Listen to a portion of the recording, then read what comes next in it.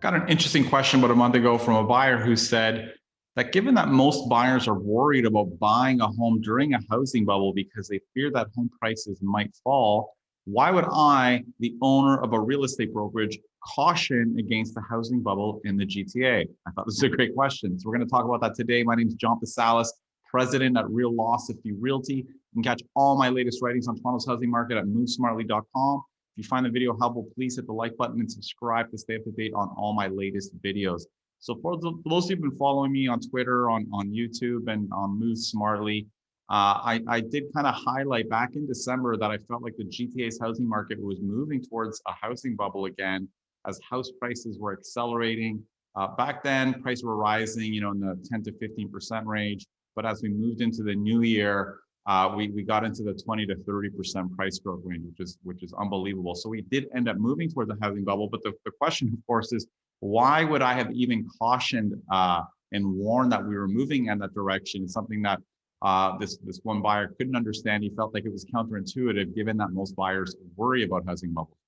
And interestingly enough, in the same week that I got asked that question, a friend of mine who works at another real estate company told me he got an email from their broker owners who emailed all the agents at their office telling them not to use the word housing bubble when speaking with clients because they were worried it was going to panic too many clients, potentially lose sales. What they were told to say is that there is no bubble. The problem apparently is there's just not enough supply. So, I mean, the important question is why this different approach? Why do we talk to our clients differently? I mean, I think there's a few differences that I think are important. Number one is, when we think about access to information, back when the Competition Bureau in Canada was suing our local real estate board to give home buyers and sellers access to sold data.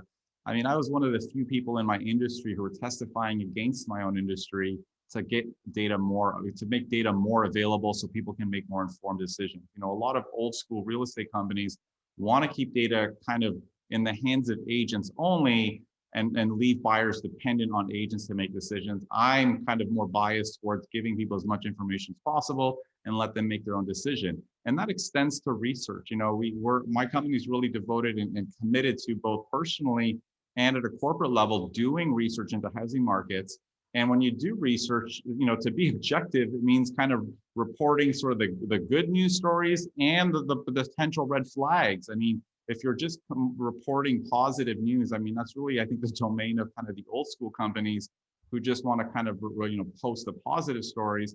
When I think being objective and giving people information about kind of reporting the red flags we're seeing in the market. But I think the most important thing to take away is that, when we think about housing bubbles, I think our client's question is rooted in this misunderstanding that a lot of people have, even agents in this industry, about housing bubbles. When most people hear the word housing bubble, they assume it means an immediate house price crash is going to follow, which is actually not necessarily the case. I mean, the reality is home housing bubbles and the elevated prices that they create could actually go on for quite a while, well before we end up seeing any decline in home prices. And for us, I mean, the most important thing is obviously recognizing that we saw this rapid acceleration.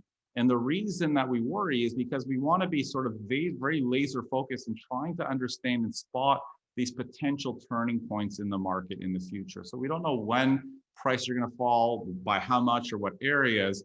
But when you're kind of keeping a close eye on the data because you're concerned that prices might fall, it allows us to caution our clients tomorrow who are maybe considering buying just as we're starting to see the market turn or potentially prices might fall, to at least caution them that there's this more immediate red flag in the future that we actually might see prices fall. We're not there right now. The market is cooling down, but it's still very competitive. So there aren't any immediate red flags. But the point is, when you're researching housing markets and you're concerned about things, we're at least kind of being laser focused on at least trying to spot these turning points. It's not easy, but we do our best.